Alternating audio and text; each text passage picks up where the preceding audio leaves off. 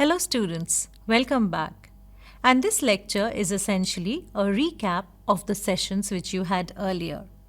However, to begin with, I would first like to discuss once again, right, the inherent difference between names, right, between the words such as anthropology, such as ethnography, such as visual anthropology, and video ethnography, right? So you came across all of these terms in the course of the lectures prior to today's lecture. However, I just felt that somewhere a confusion lies. So to begin with, let me clarify what is the essential difference between all these terms. Because sometimes I have seen scholars and researchers using these terms interchangeably. However, there is of course slight difference in the inherent meaning of these terms. So the first difference, the difference between anthropology and the difference between ethnography. Right? Okay, so the difference is very simple. Let me make it in a single line. Let me make you understand in a single line. Anthropology is essentially the study of the entirety of people's lives, their work, family relation, religion, and so on. So this is something which you have already learned. So then what is ethnography? Because essentially a lot of ethnographical work, we are also dealing the same thing. Right? So what is the difference between both of these? To make it simple, let me say that anthropology is a discipline which of course discusses, which of course looks at humanity, which of course looks at human life, but it's a larger discipline. Whereas when we talk about ethnography, it is not a discipline. Rather, it's a methodology. Understand the difference. One is a discipline, right? Whereas another one is a methodology. And of course, right now we are looking at methodology, but it's clearly coming from the discipline of anthropology. So another very common difference will be, whereas anthropology deals with only humans, right, human lives, their interaction, and so on and so forth. When we talk about ethnography as a method, as a methodology, then the methodology can be used even in different kinds of research. So for example, in my earlier lectures, I have spoken about how while studying Hindi cinema industry, Hindi film industry, I used ethnography in order to understand the dynamics and the finances involved in the Hindi film industry. So you see that it's not always about human lives and human community and cultures, right? It's something, the method can be used in the larger other frameworks as well. Of course, ethnography is used as a method while doing a research in the discipline of anthropology. So the another term which often becomes confusing is visual anthropology and video ethnography. Remember the discipline and the method, right? So visual anthropology is essentially a discipline, but then it brings under the ambit of this discipline now visuals, right? So people observing a particular community and writing written accounts. That was anthropology as a discipline. But later on, apart from the written accounts, and this was particularly focused on human lives, human community, studying a human community, right? But then later on, the same study of the human community happened with the aid of photographs, and thereafter with the availability of cameras and so on and so forth, with video cameras and so on and so on. So this was the discipline kind of slowly changed, right? And eventually, of course, since the discipline changed, the methodology also changed. So which means that methodology, which was earlier participation observation, which was interview techniques, group discussions, right, which were earlier about the community. Again, you're studying a community by using all these tools, right? But now all of these tools also brought video cameras and still cameras into the ambit. I hope this makes it clear right in the beginning of my lecture that what is essentially the difference between visual anthropology and video ethnography. Now, in today's lecture, I thought of focusing about anthropology, right, as a discipline and not on video ethnography. Of course, you will find that whatever I'm talking about, a lot of things is kind of I have already spoken to you about when I was talking about video ethnography. So please do not get confused, right? But it's better that you know all of these terms so that when you come across these terms, kind of you you know what to talk about. So remember Harjant Gill, the scholar who has written extensively video ethnography, and he makes ethnography film. Apart from that, if you look at his website, he writes himself as documentary film, visual anthropology, because that's the discipline which he follows, right? But his films are essentially ethnographic films, right, which uses the method of ethnography while he is making his films.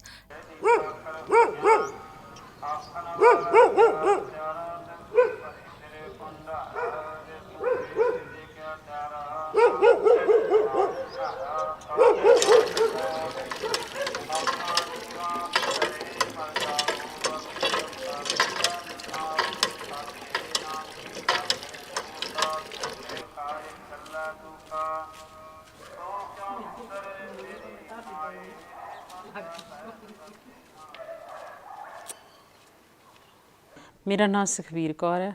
ਮੈਂ ਪਿੰਡ ਖੋਖਰ ਦੀ ਰਹਿਣ ਵਾਲੀ ਹਾਂ। ਮੇਰੇ ਪਰਿਵਾਰ ਦੇ ਵਿੱਚ ਅੱਜ ਤਾਂ ਇੱਕ ਮੇਰੀ ਮਾਂ ਆਈ ਹੈ। ਪਹਿਲਾਂ ਅਸੀਂ ਕੁਝ ਸਮਾਂ ਪਹਿਲਾਂ ਅਸੀਂ 3 ਭਰਾ ਇੱਕ ਭੈਣ ਸੀ, ਅਤੇ ਅੱਜ ਇਸ ਵਕਤ ਤੋਂ ਇੱਕ ਭਰਾ ਘਰੋਂ ਗਿਆ, ਡਿਊਟੀ ਗਿਆ, ਗੁੰਮ ਹੋ ਗਿਆ। ਉਸ ਤੋਂ ਬਾਅਦ ਜੋ ਉਸ ਤੋਂ ਛੋਟਾ ਸੀ, ਉਹ 23 ਸਾਲ ਦੀ ਉਮਰ ਵਿੱਚ ਉਹਦੀ ਡੈਥ ਹੋ ਗਈ 3 ਸਾਲ ਬਾਅਦ। ਉਸ ਤੋਂ ਬਾਅਦ ਮੈਂ ਸੀ। ਉਸ ਤੋਂ ਬਾਅਦ ਮੇਰਾ ਛੋਟਾ ਭਰਾ ਸੀ ਜੋ ਅੱਜ ਕੱਲ੍ਹ ਅਮਰੀਕਾ ਰਹਿ ਰਿਹਾ। 3 ਸਾਲ ਪਹਿਲਾਂ ਅਮਰੀਕਾ ਚਲਾ ਗਿਆ ਸੀ ਉਹ। ਮੇਰੀ ਮੈਰਿਜ ਹੋ ਗਈ। ਮੈਂ ਆਪਣੇ ਕੋਟਕਪੂਰਾ, ਮੈਂ ਆਪਣੇ ਸਹੁਰੇ ਪਿੰਡ ਰਹਿੰਦੀ ਹਾਂ, ਕੋਟਕਪੂਰਾ ਰਹਿੰਦੀ ਹਾਂ। ਅਤੇ ਮੇਰੇ ਪੇਕੇ ਘਰ ਇਕੱਲੀ ਮੇਰੀ ਮਾਂ, ਅੱਜ ਕੱਲ੍ਹ ਮੇਰੀ ਮਾਂ ਇਕੱਲੀ ਹੈ। ਅੱਛਾ, ਵੱਡੇ ਮੁੰਡੇ ਦਾ ਨਾਮ ਪਰਮਜੀਤ ਸੀ। ਪਰਮਜੀਤ ਸੀ, ਪੜ੍ਹਿਆ ਸੀ 11 ਜਮਾਤਾਂ। ਫਿਰ ਕਹਿੰਦਾ ਵੀ ਮੈਂ ਨੌਕਰੀ ਲੈਣੀ ਹੈ, ਆ ਕਰਨਾ ਹੈ ਪਲੈਸ ਵੀ। ਉਹ ਕਰ ਲਈ ਉਹਨੇ, ਨੌਕਰੀ ਵੀ ਮਿਲ ਗਈ।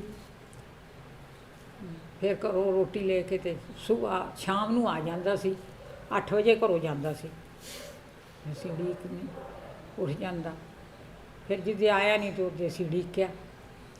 ਉਡੀਕਦੇ ਨੂੰ ਆਹ ਦਿਨ ਆ ਗਏ। ਫਿਰ ਉਹਨੇ ਜਿਹੜਾ ਛੋਟਾ, ਉਹ ਤੋਂ ਛੋਟਾ ਗੁਜ਼ਰਿਆ, ਉਹਨੇ ਫਿਰ ਮਨ ਨੂੰ ਉਦਾਸੀ ਫੜ ਲਈ। ਪੀੜ੍ਹਾ ਹੋ ਗਿਆ, ਬਿਮਾਰੀ ਹੋ ਗਈ। ਉਹਨੂੰ ਵੀ ਫਿਰ ਬਹੁਤ ਭੱਜੇ ਨੱਸੇ, ਪਰ ਉਹਨੇ ਫਿਰ ਮਨ ਨੂੰ ਉਦਾਸੀ ਨਹੀਂ ਛੱਡੀ। ਘਰ ਵੀ ਲੈ ਆਂਦਾ, ਖੀਰ ਵੇਲੇ ਵੀ ਉਹਨੇ ਨਾ ਉਦਾਸੀ ਰੱਖੀ ਮਨ ਨੂੰ। ਉਹਦਾ ਪਰਮਜੀਤ ਸੀ, ਇਹਦਾ ਗੁਰਦੀਪ ਸੀ। ਅਤੇ ਆਹ ਜਿਹੜਾ ਉੱਧਰ ਗਿਆ ਹੁਣ, ਉਹਦਾ ਨਾਂ ਉਹਨੇ ਪਰਮਜੀਤ ਨਹੀਂ ਰੱਖਿਆ ਸੀ, ਵੀ ਅੰਗਰੇਜ਼ ਰੱਖਣਾ। ਉਹਨਾਂ ਨੇ ਤਾਂ ਜੀ ਜਦੋਂ ਮਤਲਬ ਵਿਆਹ ਤਾਂ ਉਹਨਾਂ ਨੇ ਲਟਕੀ ਵਾਲਿਆਂ ਨੂੰ ਉਦੋਂ ਤੋਂ ਕਹਿੰਦੇ ਵੀ ਅਸੀਂ ਲੈ ਕੇ ਜਾਣਾ। ਅਸੀਂ ਕਿਹਾ ਵੀ ਸਾਡੇ ਕੋਲ ਤਾਂ ਇੱਕ ਇਹ ਹੀ ਹੈ ਵੱਡਾ, ਅਤੇ ਅਸੀਂ ਨਹੀਂ ਘੱਲਣਾ। ਉਹਨਾਂ ਨੇ ਫਿਰ ਹੌਲੀ 15-14 ਸਾਲ ਤੋਂ ਬਣਾ ਲਿਆ। ਉਹ ਆਪਦਾ ਵੀ ਪਰਿਵਾਰ ਲੈ ਕੇ ਖਿੱਚ ਕੇ, ਅਤੇ ਇਹਨੂੰ ਵੀ ਲੈ ਗਏ। ਸਾਡੀ ਲਾਈਫ ਬਹੁਤ ਵਧੀਆ ਸੀ। ਅਸੀਂ 4 ਭੈਣ ਭਰਾ ਸੀ। ਅਸੀਂ ਬਹੁਤ ਵਧੀਆ ਸੀ, ਸਾਡਾ ਪਰਿਵਾਰ ਵਧੀਆ ਸੀ। ਬੜੀ ਰੌਣਕ ਹੁੰਦੀ ਸੀ ਸਾਡੇ ਘਰ ਦੇ ਵਿੱਚ। ਵੱਡਾ ਭਰਾ ਸੀ, ਅਸੀਂ 3 ਛੋਟੇ ਸੀ। ਅਸੀਂ ਬਹੁਤ ਮੌਜ ਮਸਤੀ ਕਰਦੇ ਸੀ। ਅਸੀਂ ਬਹੁਤ ਜ਼ਿਆਦਾ, ਸਾਨੂੰ ਕੋਈ ਪਤਾ ਨਹੀਂ ਸੀ ਵੀ ਦੁਨੀਆ ਕਿੱਥੇ ਵੱਸਦੀ ਹੈਗੀ। ਸਾਡੇ ਲਈ ਉਹੀ ਸਾਰਾ ਕੁਛ ਸੀ ਸਾਡੇ ਘਰ ਦੇ ਵਿੱਚ, ਵੀ ਸਾਨੂੰ ਇਹ ਸੀ ਵੀ ਸਾਡੇ ਘਰੇ ਹੀ ਰੱਬ ਵੱਸਦਾ ਹੈਗਾ। ਕਿੱਥੇ ਉਹ ਦਿਨ ਇੱਕ ਤਰ੍ਹਾਂ ਦਾ, ਇੱਕ ਤਾਂ ਸੁਪਨਾ ਬਣ ਕੇ ਹੀ ਉੱਡ ਗਏ, ਜਿਹੜੇ ਕਿੰਨੀਆਂ ਖੁਸ਼ੀਆਂ ਹੁੰਦੀਆਂ ਸੀ ਉਸ ਘਰ ਦੇ ਵਿੱਚ। ਅਤੇ ਜੋ ਅੱਜ ਉਹ ਘਰ ਇੱਕ ਤਰ੍ਹਾਂ ਦਾ ਕੰਧਾਂ ਘਰ ਬਣ ਕੇ ਜਾਂ ਉਜੜੇ ਘਰ ਬਣ ਕੇ ਰਹਿ ਗਏ ਹੈ। ਅੱਜ ਘਰ ਦੇ ਵਿੱਚ ਕੋਈ ਨਹੀਂ, ਇੱਕ ਇਕੱਲੀ ਮਾਂ ਬੈਠੀ ਹੈ ਮੰਜੇ 'ਤੇ। ਉਹਨੂੰ ਦੇਖਣਾ ਚੰਗਾ ਨਹੀਂ ਲੱਗਦਾ। So coming back to what I was talking about today, that is, today we are going to talk about visual anthropology. So let me read a little bit and I'll explain to you each of these slides as in when I read it. So visual anthropology encompasses 2 parallel aims: the production of anthropological media, including ethnographic film, ethnographic film, video, photography, drawing, interactive media, etc., as well as anthropological analysis of the media, including films, video, photography, drawing, etc. This means, students, that it's not just that you shoot a film, right? So of course you shoot a film and you shoot an ethnographic film, but the idea of behind visual anthropology is that you take up that raw text, you take up that film and also try and analyze the film, read the film, right? And create an interpretation and understanding of the film. So something very different, completely different from ethnography. We also do this in content analysis, right? But see, the way we do content analysis is very, very different. There we have themes, codes, and then, you try and find a thematic pattern in the text, and then you draw inferences. Here, it's a very different approach of drawing inferences. Here, your raw material is the interview text, and you derive inference from the interview, right? You're not doing coding here as such. But the idea is to always analyze the text, and the text here is also the ethnographic film which you kind of shoot. Now, since 1980s, the establishment of visual anthropology programs within some academic departments, combined with the increased accessibility of video and digital media technologies globally, promoted important critiques of anthropological image making and use. So, in the discipline of anthropology, photography was used right in the beginning, right? So when people were documenting any particular community, they were shooting them, they were shooting photographs of them.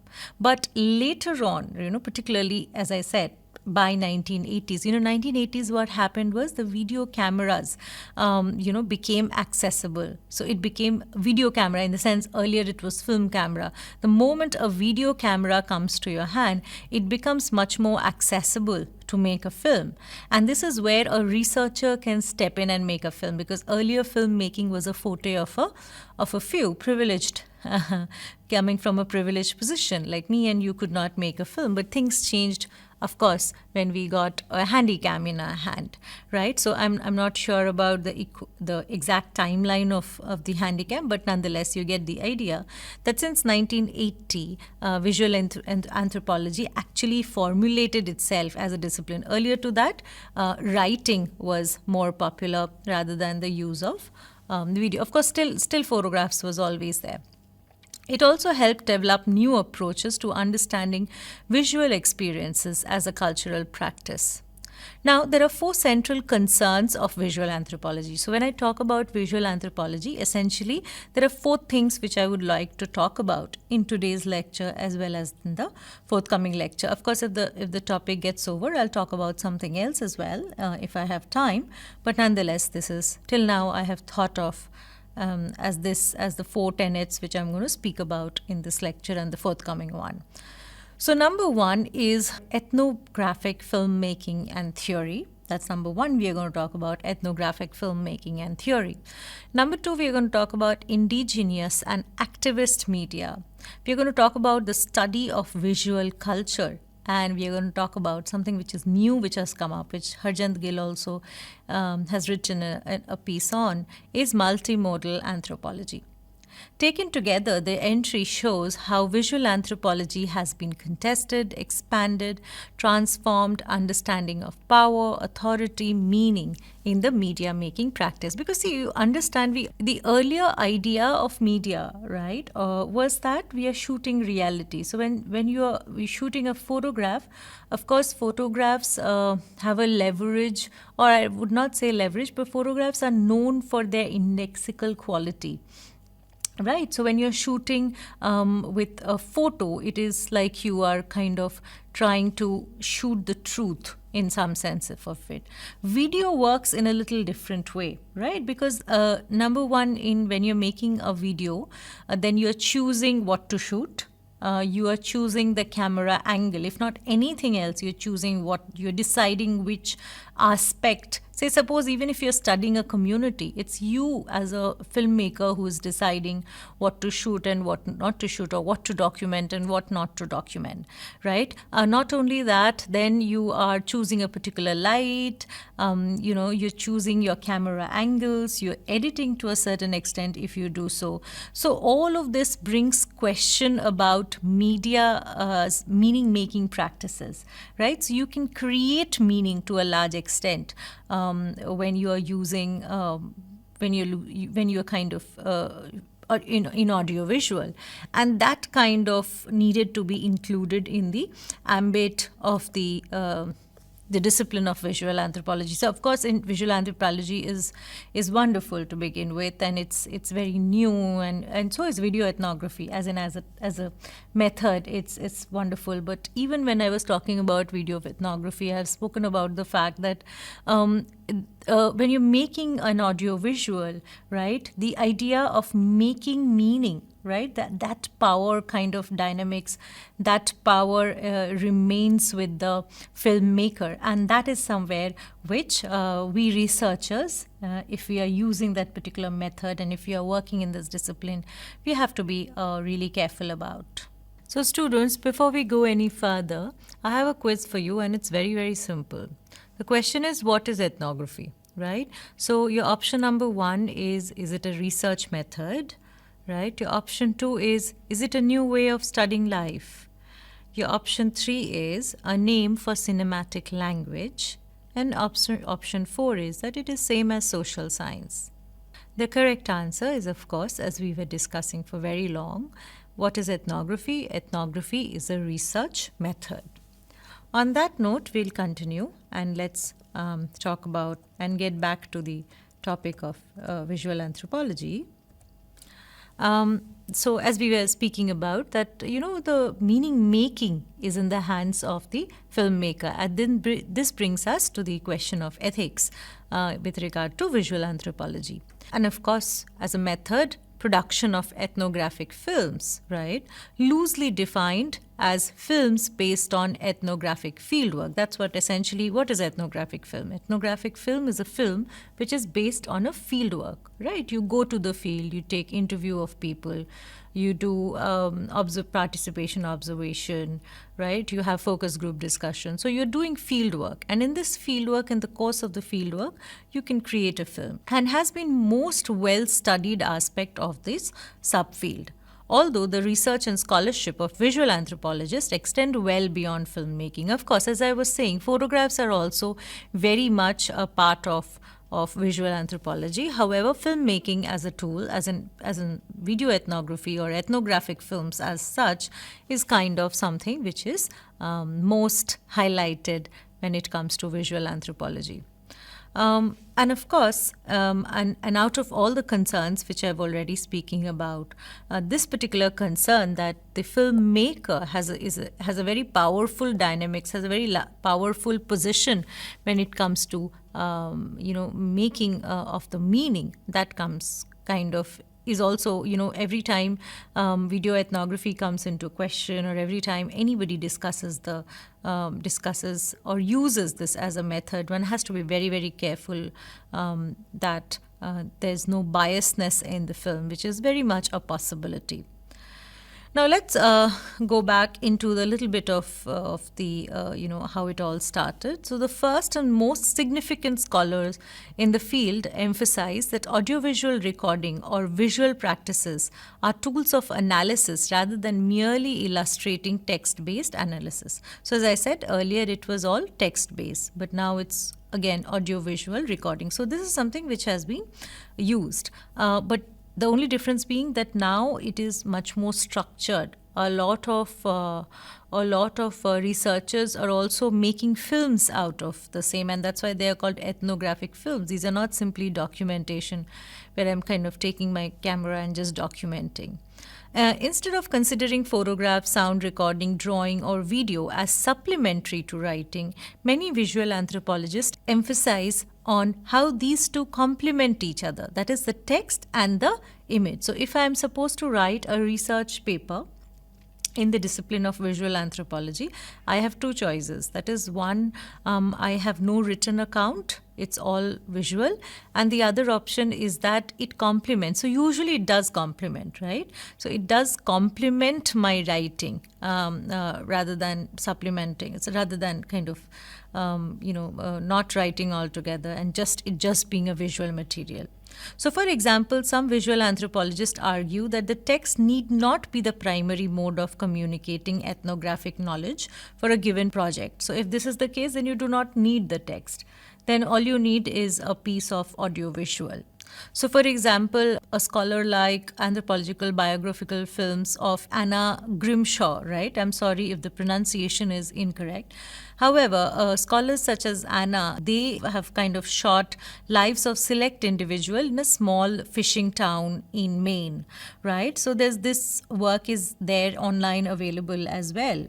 So scholars such as Anna argue that text need not be the primary mode of communicating ethnographic knowledge for any project.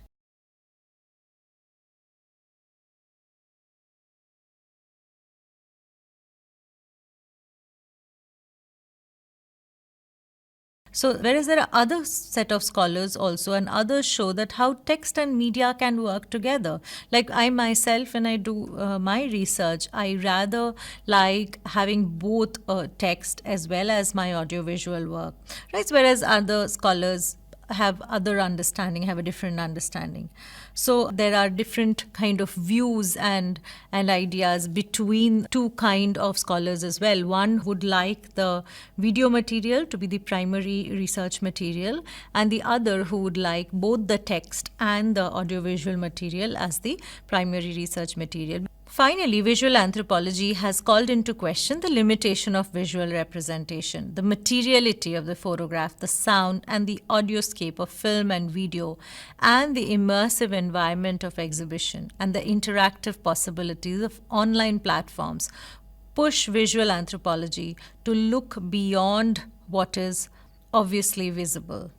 In 2017, the Journal of American Anthropologists renamed its long running visual anthropology section as multimodal anthropologies in order to reflect the mixed practices and modes which anthropological scholarship might take.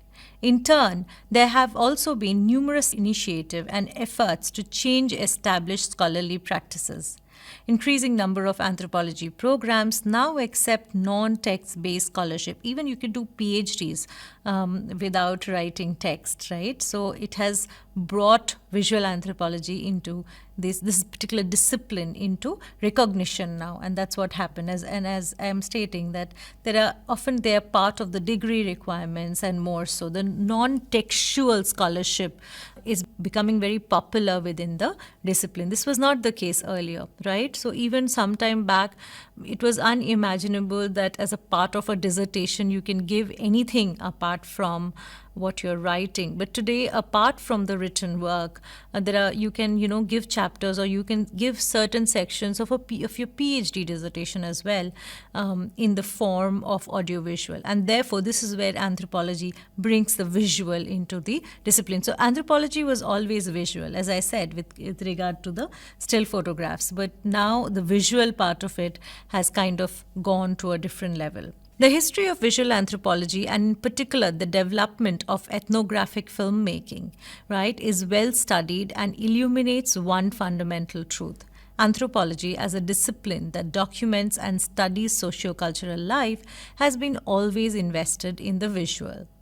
The production of visual material as a part of the anthropological research has occurred since the beginning of the discipline at the turn of the 20th century. Early anthropologists such as A.C. Hayden, Franz Boas, and E.E. Evans, but nonetheless, all of these filmmakers, right, have done extensive ethnographic field work, extensive ethnographic film work, and used audiovisual documentation has used audiovisual in the process of their documentation.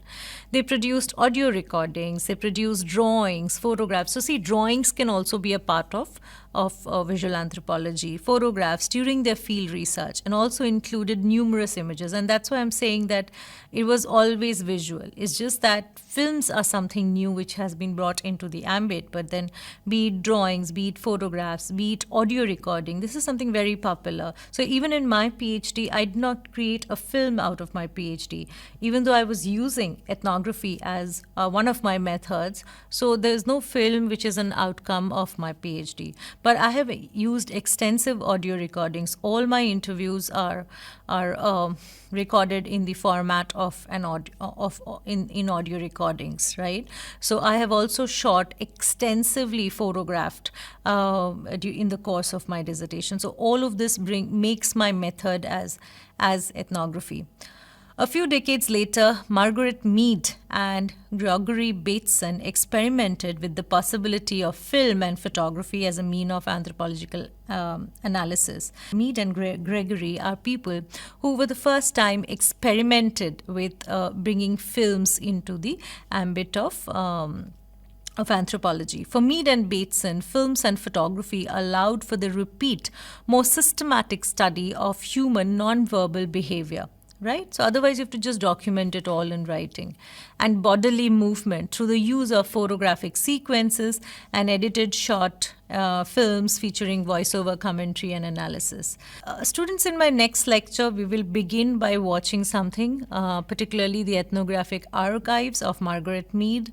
Margaret Mead is a very important figure in context of visual anthropology, and definitely we should look into her work in order to understand the concept or the idea of visual anthropology. This is the story of anthropologists Margaret Mead and Derek Freeman, and the crucial role they played in perhaps the biggest debate in all of science. The question of whether humans are the products of nature or nurture.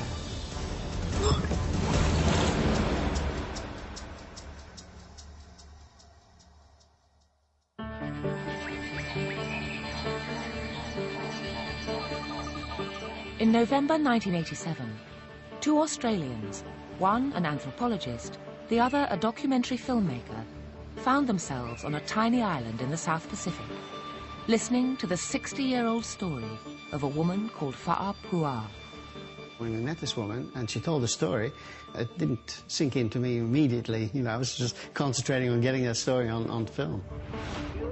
It wasn't until the old lady had finished her tale that the two men realized just what they'd witnessed. After we'd done the interview with the lady, it sank in that evening as to what we'd got in my mind. I knew what we had then and how important it might be. On this note, students, I will end today's lecture. However, I just forgot that there is one more quiz which you need to talk about. So I just spoke to you about Margaret Mead. My question is, who exactly is Margaret Mead? The first option is that Margaret Mead is a poet. Your second option is that Margaret Mead is a scholar. Your third option is Margaret Mead is a filmmaker and not a scholar. And the fourth option is Margaret Mead is both a scholar as well as a filmmaker. The correct answer is, of course, number 4. She's not a poet, of course, and none of the others. So Margaret Mead is both a scholar as well as a filmmaker. There's one more quiz for you students, and this is fill in the blanks. So anthropology has always been disappointing. Anthropology has always been only about audio.